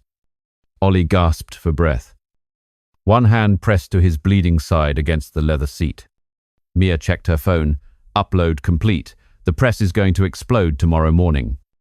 But he knew Black and Hale would hunt them to the ends of the earth. A global conspiracy, from arms dealing to border wars, had been exposed. But the price was blood and loneliness in the Miami rain. Ollie looked in the rearview mirror as the neon city faded behind him, and whispered, "For Emma. Now, it really ends." Hale's villa on a cliffside in Mexico was waiting, along with the team of ex-agents Mia had summoned. Noah, Harper, James. The final hunt was about to begin, drenched in rain and fire. But would justice arrive before the darkness swallowed them all? The storm lashed their faces like 1,000 steel whips, turning the jungle on the Mexican cliffside into a swamp of thick mud and rotting leaves under flashes of lightning, where Oliver "Ollie" Grant led his small team of former agents through thorny bushes, his rain-soaked leather jacket clinging to his solid frame, the wound in his side from Miami still oozing blood, staining the bandage beneath his clothes. Behind him was Mia Ford, her red hair a tangled mess under her rain hood, the backpack with the evidence USB slung over her shoulder, and the 3 disgraced ex-agents she had rallied after the global file dump. Noah, a hulking sniper scarred from the war in Afghanistan, a heavy Barrett rifle on his shoulder. Harper, a slender hacker whose sharp martial arts skills came from her time as a SEAL, a combat knife glinting under her jacket. And James, a demolitions expert abandoned by the CIA in Iraq, his backpack filled with homemade grenades. They were ghosts. Just like Ollie. Their motives burning with a desire for justice that had been sold out. "We're fighting a corrupt world," Mia had whispered over the comms before they left Miami. Marcus Hale's villa clung precariously to the cliff. A fortified concrete fortress with searchlights that swept through the jungle like the eyes of a monster in the rain. It was only half a kilometer away, but every step was a deadly challenge amidst the rumbling thunder. Ollie scanned the white curtain of rain, his binoculars fogged with water. A high-voltage electric fence sparked with blue light amid the lightning flashes. Guards patrolled with machine guns slung over their soaked shoulders, and infrared cameras glowed red in the darkness of the dense jungle. "James, disable the fence," he whispered into his comms. His hoarse voice cutting through a crack of thunder. James nodded. Kneeling in the mud and pulling a homemade jammer from his pack, a small metal box that hummed in the rain. Its electromagnetic waves causing the fence to sputter with sparks. White smoke rising with the steam. 3 minutes. James reported, his hands trembling from the bone-deep chill of the rain. The team slipped through the gap, their bodies twisting to avoid the sharp barbs of wire that tore at the humid air.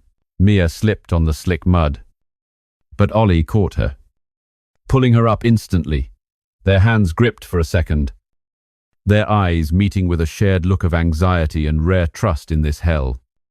A silent acknowledgement that bound them together. The first trap sprang as suddenly as a lightning strike. A pressure-activated mine exploded under Noah's feet, sending up a volcanic plume of sand and mud. Metal shrapnel thudding into his thigh. "Ah!" Noah screamed in agony, collapsing into the dark red mud. His blood mixing with the rain to form, spreading stains on the dead leaves. Ollie rushed to him, dragging him behind a thorny bush, pressing down hard on the wound. "Hold on. Brother, don't you give up." From a distance, Harper opened fire. The roar of her Barrett rifle louder than the thunder. Her first shot took down the nearest guard from 100 meters, the bullet punching through his head with a distant thud, and he dropped silently in the rain. But the alarms on the estate began to shriek, searchlights cutting through the jungle like the Grim Reaper's scythe, slicing away the darkness. Mercenaries poured out of the main gate. 10, 15 of them, clad in glistening black raincoats, their AKs spitting bullets through the torrential downpour, kicking up clouds of shredded mud. The bullets ripped through the jungle, thudding into trees, sending shrapnel of bark and dead leaves flying like a rain of death. The team launched a furious counterattack in the heart of the storm. Ollie led the charge, his body moving like a predator through the rain. His Glock firing 2 rounds that dropped a guard blocking his path. The bullets thudded through his chest, blood spraying out in the white downpour. Mia. Harper, right flank, James. "Cover Noah!"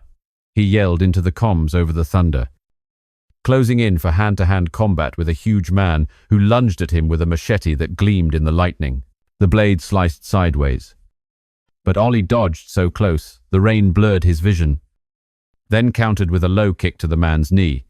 The crack of breaking bone was audible under the mud as he went down. Ollie plunged his dagger into the man's throat, hot blood splashing his face, salty against the cold rain. Another one came from behind, his machine gun firing at point-blank range. Ollie rolled on the slick mud, dodging the spray of bullets that tore through the air and kicked up dirt, then fired back from the ground. The bullet hit the man's shoulder, and he collapsed, his gun clattering into a thorny bush. Mia and Harper worked in perfect sync under the whipping rain. Mia quickly hacked the cameras with a small, rain-slicked handheld device, its screen flashing as the system shut down amidst a lightning strike. Harper provided sniper fire from a large rock, each shot a second clap of thunder. A guy went down with his head blown apart, white brain matter mixing with red mud. But there were too many soldiers, swarming like a tide through the dense jungle, their sweeping gunfire carving new cracks into ancient trees. A bullet grazed Mia's arm, tearing a deep gash through her hoodie. She gritted her teeth, pulled a small knife from its thigh sheath, and plunged it into the nearest guy's thigh. His scream, louder than the thunder, echoed as he collapsed into the mud. Ollie rushed in to help, wrestling two men with his bare hands. A punch to one man's jaw sent teeth flying. Then he locked the other in a chokehold with his muscular thighs, squeezing until the man's face turned purple, his neck breaking with a dry snap that mixed with the sound of the rain. The rain washed the blood from his face. But not the fury Hale had destroyed Emma.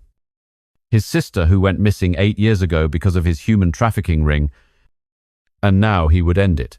They advanced towards the villa through the muck. Sniper fire relentless.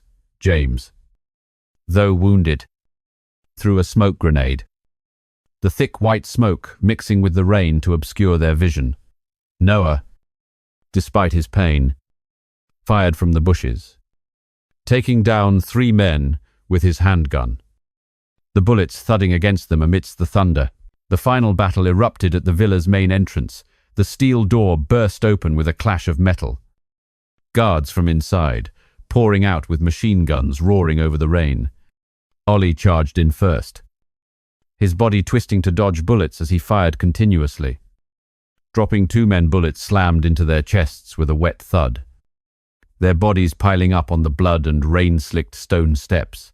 Harper leaped over the wet iron railing, kicked an AK-wielding man's wrist, breaking it, then stabbed her knife into his gut. His intestines spilling out into the mud.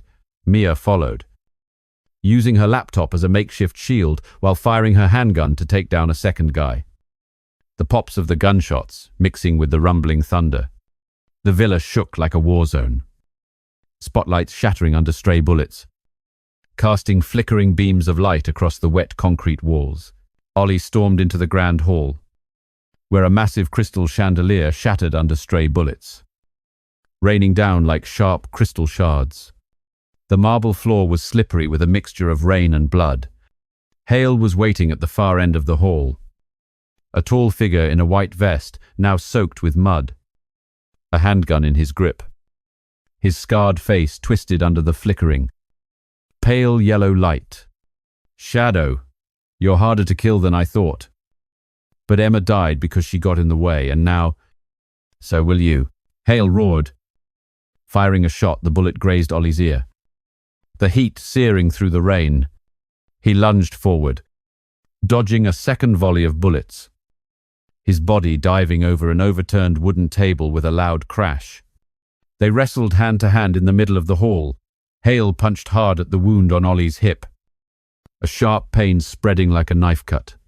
He groaned but wrapped his muscular arm around Hale's neck in a tight chokehold. You killed Emma, my sister, for 8 years. What did you turn her into? Ollie roared, his eyes bloodshot with rage in the flashes of lightning, his voice cracking with lonely grief. Hale just smirked, shoving him against a concrete wall and punching him repeatedly in the face. The cartel spares no one. She was just an accident, your fault. You stupid agent. Ollie sprang back up like a coiled spring, delivering a hook kick that caught Hale square on the jaw teeth, and blood flew as he staggered amidst the wreckage. They rolled across the slippery stone floor, Ollie's dagger flashing as it slashed across Hale's chest, cutting deep through the white vest. Dark red blood spreading beneath the rain, dripping from the punctured ceiling. Hale countered, his machete slashing Ollie's shoulder, tearing through flesh with a searing burn as blood poured out. The pain was scorching, but Ollie didn't stop. He locked Hale's arm, wrestled him to the floor, and pressed a knee into his muscular chest. It's over for Emma, for all the victims you created, Ollie whispered, pressing the dagger to his throat, the steel blade trembling as it dripped with blood and rain. Outside the hall, gunfire still echoed. Harper took down the last soldier with a clean neck snap that cracked loudly. Mia and James dragged Noah inside, his wound crudely bandaged amidst the blood and mud.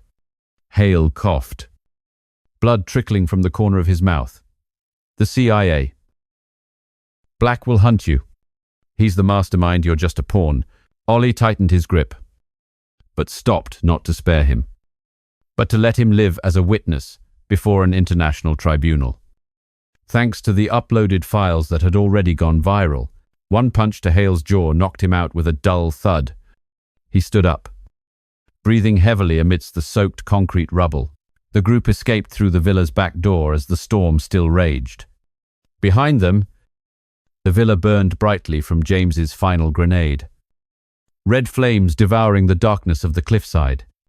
Ollie held Mia close on the ATV as it sped down the winding road, his hands gripping the wet steering wheel tightly. Emma. Justice was late, but it came. But Hale had survived.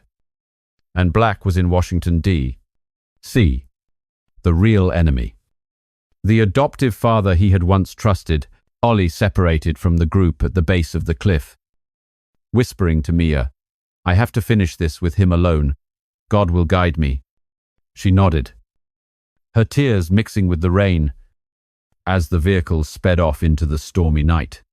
The hunt had shifted, drenched in rain and blood, to the capital where Ollie would confront the ghost of his past. Would justice forgive his final hesitation? The Washington, D.C. sky was as grey as the face of an old traitor. Heavy clouds hanging over the stark white government buildings. Oliver Ollie Grant drove a beat-up rental car, speeding through the crowded streets of the National Mall at dusk. A cold autumn wind whistled through a crack in the glass, carrying the smell of decaying leaves and exhaust fumes, mingling with the dull ache in his hip from the cliffside villa in Mexico. The wound from that rain-soaked battle had been hastily stitched in an underground clinic in Tijuana. But every bump in the road sent a jolt of pain through him, a reminder of Hale, left unconscious in the rubble. He had survived to testify, thanks to Mia's globally viral file upload. But the true mastermind, General Theodore Theo Black, his adoptive father, the man who had trained him to become Shadow at Quantico, was hiding in a secret government building under Capitol Hill. "Black," Ollie whispered, his hands tightening on the leather steering wheel until his knuckles turned white, his fingernails digging into his skin, drawing small drops of blood. Hale's words before he passed out echoed like a curse. He's the mastermind. The CIA. The cartel, it's all his game. Ollie had split from the team at the base of the cliff.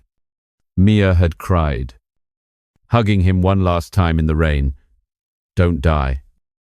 "Ollie, I'll wait for you in Los Angeles." But he was alone as always, a ghost against the world. Contemplating Emma, his sister had likely died because of Black's own conspiracy, and now he would end it, even if it meant facing the father who had once promised to protect his family. The government building emerged in the twilight, glowing red like blood, a solid marble block with soaring white columns, concealing the underground entrance to Black's office through a secret garage beneath Capitol Hill. Ollie parked in a nearby park, blending in with the tourists taking photos of the Lincoln Memorial in the fading light. He wore a simple, light grey suit, sunglasses hiding the invisible scars in his blue-grey eyes, a backpack containing a backup USB and a sheathed dagger hidden under his jacket. No gun security was too tight. He would have to use his wits and his bare hands. As God's word seemed to whisper on the autumn wind, strength is not in weapons, but in a righteous heart.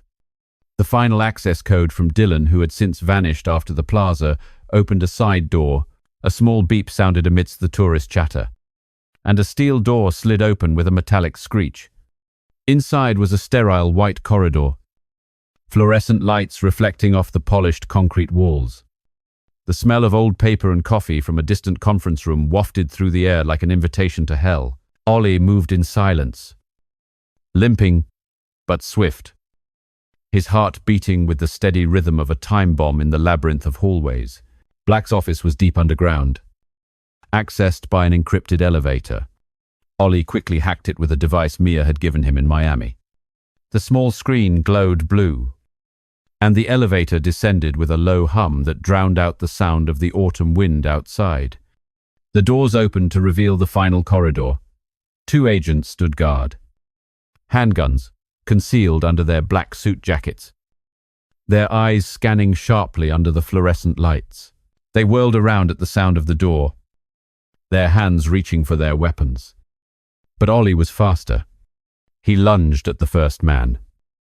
A direct punch to the throat, making a sickening, gurgling thud as the man choked and crumpled to the cold marble floor.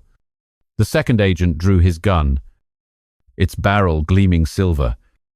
But Ollie spun and kicked his wrist, breaking it with a sharp crack.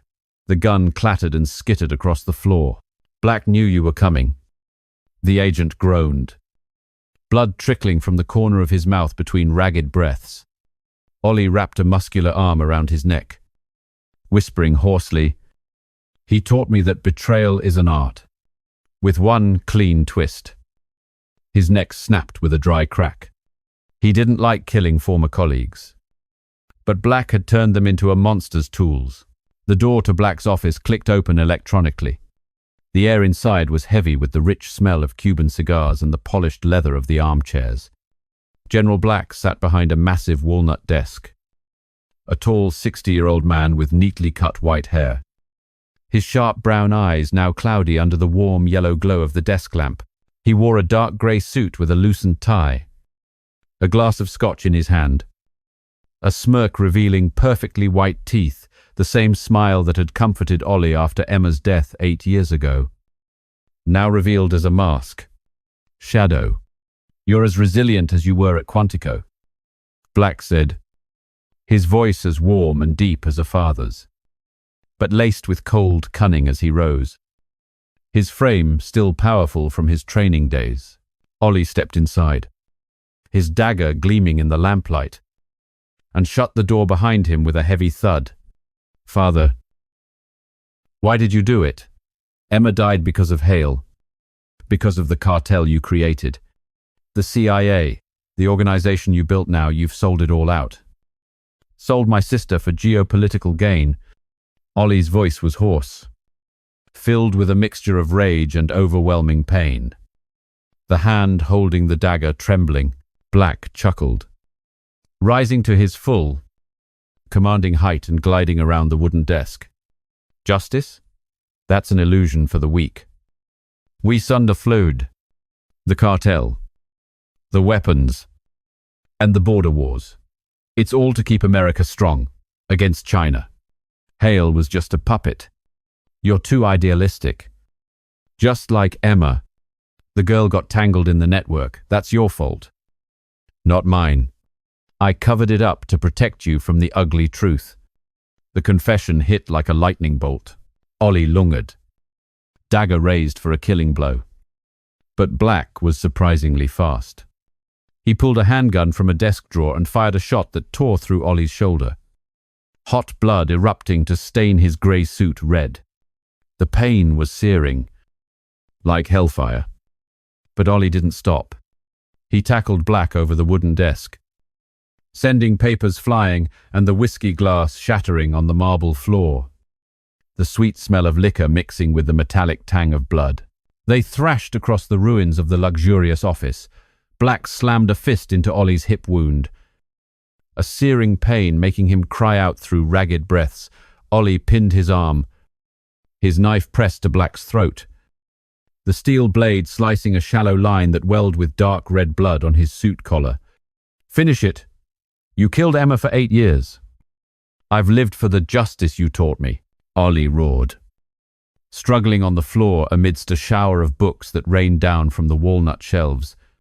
Black shoved him into the bookshelf, books thudding down, and he sprang back up with a hook kick that connected with his jaw. Teeth and blood flew.